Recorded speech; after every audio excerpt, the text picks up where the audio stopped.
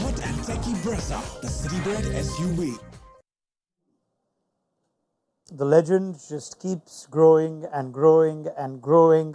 The Wankhede got to witness MS Dhoni in his 250th IPL game end with a strike rate of 500 as he took the Mumbai Indians captain down for 3 sixes. Hardik Pandya chose to bowl and Hardik Pandya went the distance. As a result of that late Dhoni surge, CSK ended with 206, a curious innings that went all guns blazing in the middle but didn't quite start and finish but for MS Dhoni as well as they perhaps would have liked. How does that 206 look, therefore? We find out on Maruti Suzuki Arena presents ESPN Cricket for Timeout in the company of Tom Moody, Mitchell McClenaghan, Wasim, Jaffer. Let's start with the end and that final over, what it does for the state of the game. Tom? Well, it's certainly given CSK a chance. I think still there's a huge advantage batting second in this contest, so the toss was important. It appears Dew has just already started to settle in because they've had a ball change, and that's going to make it challenging for the team that's bowling and fielding second. I sort of felt that 220 was probably a score that they needed to reach, but with the fanfare that MS Dhoni gave us in that last over, they've given themselves a good chance. 206 is a good score, but you'd still like 220, wouldn't you? How does he keep doing this, Wasim? It's incredible, isn't it? I mean, to come in, he doesn't play any cricket at all, and to come in and smash the bowling like that with just 4, 5, 6 deliveries to face is just greatness at its best. Should it be more than 4, 5, 6 deliveries? No, definitely. I mean, I thought that was his chance to come when Mitchell came in. I thought MS Dhoni, I think that was 17th over. I think still would have been a perfect time for him to come. Even though Bumrah was bowling, Bumrah bowled the best. But I think that was his chance because Mitchell played 14 deliveries, got 17. I think that's where they lost those 15, 20 runs there. Yeah, I mean, they got 31 between over 16 and 19 and 26 of the last over. Let's go to the story of the last over. Hardik Pandya, who we were wondering how much will he bowl. He bowled a decisive over, as it turns out. And his previous over, he did pick up the wicket. Did he get that right, though? How did you see that last over go? Yeah, it's a tough one, isn't it? Because Madwell had been going, I think he went for 37 off his 3. Romario Shepherd had gone for 33 off his 2. So he's probably looking at probably himself as the best of those 3 options. And, he had Daryl Mitchell on strike, first ball of that over. You back yourself to try and keep him quiet the way he came out. Unfortunately for him, in this case, Daryl Mitchell got out because MS Dhoni, that was just sublime hitting, really was. I'm sure it's easy to sense, Dhoni should come out sooner. And we said that in the Delhi game they lost as well at Visakhapatnam. But is he likely to play this way if he comes in sooner? Does this perhaps suit him to have this kind of impact? And at the fall of that wicket of Ruturaj Gaikwad that Wasim points out, Tom, at the 16th over, did it still make more sense for Daryl Mitchell to come in? Yeah, I think MS Dhoni's even surprising himself with his incredible form, given the fact exactly what Wasim said. He hardly played any cricket. He's in the twilight of his career. You don't, even Tiger Woods, has struggled at the back end of his professional golfing career. And that's greatness. And we're talking the same sort of situation here. Yeah. But to come out first ball and hit a 6 just like it's, he's 21 again, it's ridiculous. It's great to watch.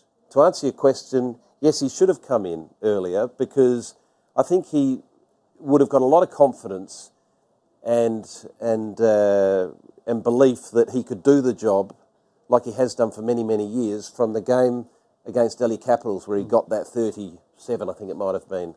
And who knows what the total might have been. But I think he's surprising himself with his ability of his ball striking. I mean, the Wankhede would not complain. At least they got to witness it. Perhaps the story is even greater that we're seeing it in these small little doses.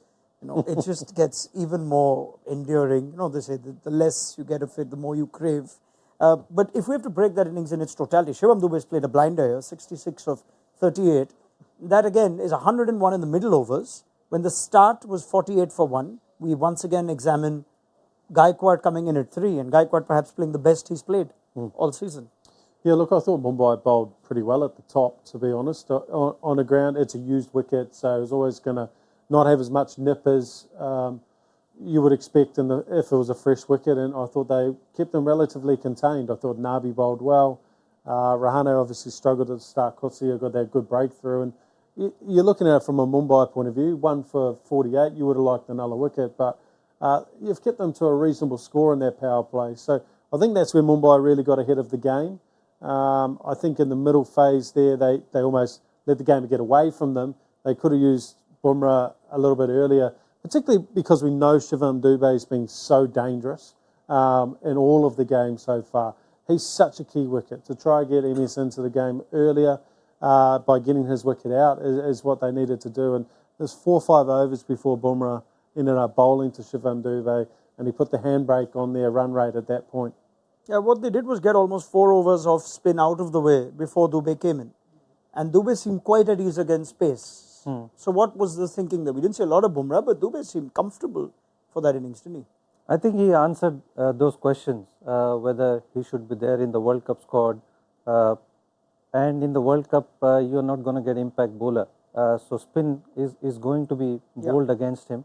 And today they bowled according to the matchup. They didn't give him any spin, but he still went ahead and scored at such a good strike rate. I mean, that goes on to show that, he's getting better at playing pace and scoring as well. So it was wonderful to watch him back today. He's a wonderful story, Shivam Dube, isn't he? Yeah, he is. He's been to 2 franchises before his time at Chennai Super Kings, so he's in a way learnt along the way. But I think he's found his home where he feels that he can really be himself and thrive against feeling like he's playing for his spot every time he walks out to bat. But it also comes with maturity. A lot of players do mature a little bit later than others, but he is a serious impact batter down in the middle order. And he I think again today confirmed that he needs to be in the Caribbean. There's no question of that. Would you go with that? Dube, it's always a half question because you have to also see who doesn't make it then. If you pick Shivam Dube, who are you not picking in that team? I don't know who he's competing with. Is he competing with Rinku Singh for one spot? Is he possibly competing with Hardik Pandya if Pandya is not bowling? That's not our problem. Yeah. We just got to get him in the squad. We're just saying that he should be there. In the squad. Look, the form he's in. He's the form middle order batsman in this competition. There's no doubt about it. And I think the fact that teams are now, like Mumbai did tonight, they're trying to avoid bowling spin to him. And like Wasim pointed out, you're not going to have the impact players. So you're not going to have that extra bowler. So he's going to face a lot of spin during the World Cup. So I'd have him in the starting lineup.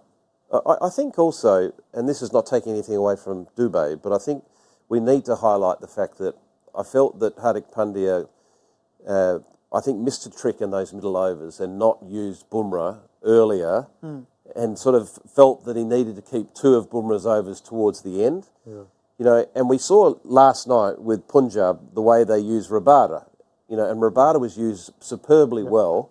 And he bowled his overs by about the 16th over, I think, but ended up with 2 for 17, I think it might have been. Yep. So if Bumrah was engaged for his 3rd over, if not 4th over, you may have got rid of that threat of Dube earlier, and you wouldn't have, had that 69 off 40. What was it? 40 balls. 38. Yeah. Yeah. So it's a risk, isn't it? Well, I don't think it's a risk you've got to take. They could have bowled Kotsia straight away after him as well. Yeah, but we were talking about it as it was unfolding, and sort of there was about 4 or 5 overs that were bowled before Bumrah eventually bowled. But we sort of made the point that this is the time you need to remove this guy because he is red hot form. If he gets going, it's trouble. So he bowls the 4th, then he bowls the 9th, which is fresh after Dube's come in. So he's tried to get Bumrah to Dube early, which is good. Which is good. Right? It's good. And then he comes in the 17th. Yeah. So that's the point you make. 17 and 19 can be Bumrah, Kotsia should have gone, and then you might have had to go Bumrah again, and then save 1 for Bumrah at the end. Yeah. So three overs of high quality pace with bounce. Try get him out on those 3 overs, and then you try leave Bumrah for the end.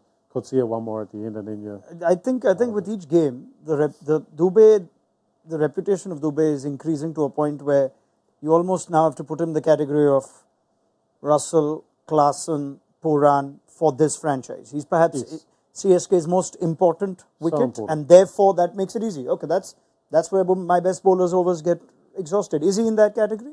He is because even in the last game, once he got out, the run rate absolutely slowed down. And even today, if he hadn't played this kind of knock, they wouldn't have reached 200. Yeah, So, I mean, they've also needed Dhoni's brilliance to get past 200. Otherwise, they're finishing Exactly. like RCB at 190 with. Yeah, and we must touch on that anything as well. We must touch on that, like, barring obviously those last few sixes, Mumbai would have been very happy.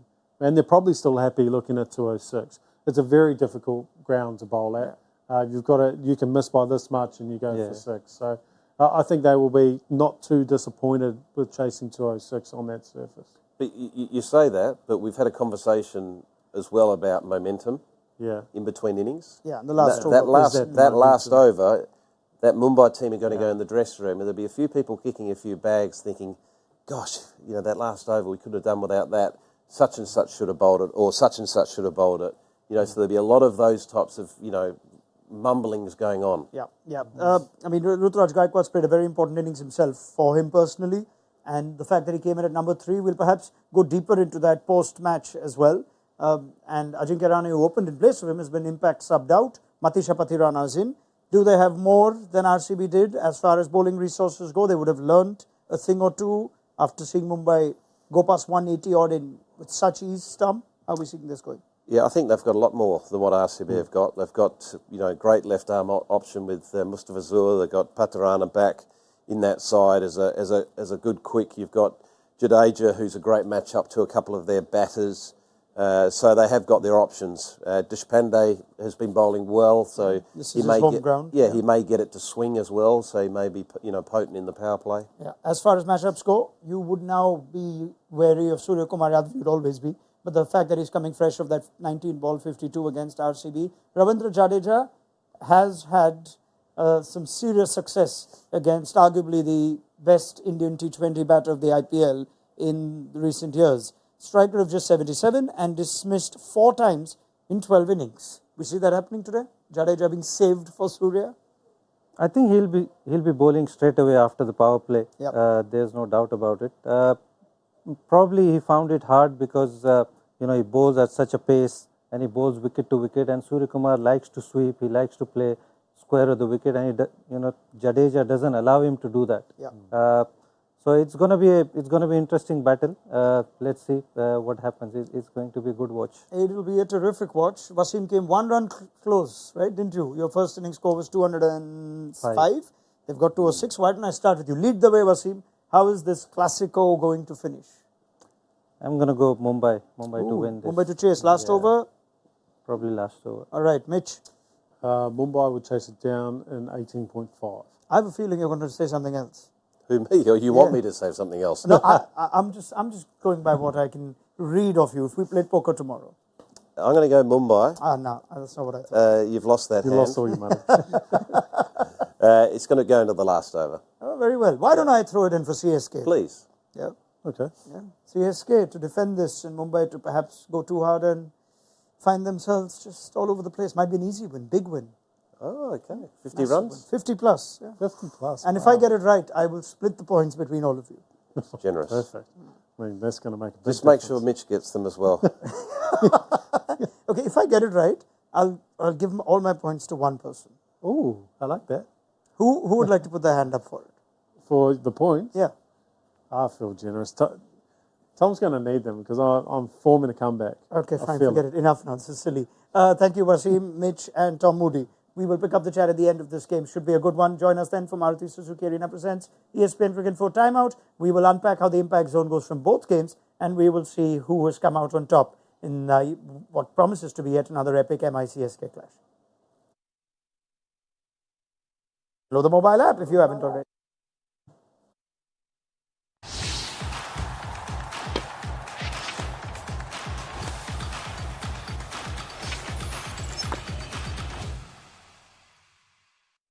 All new hot and techy Brezza, the Citybird SUV.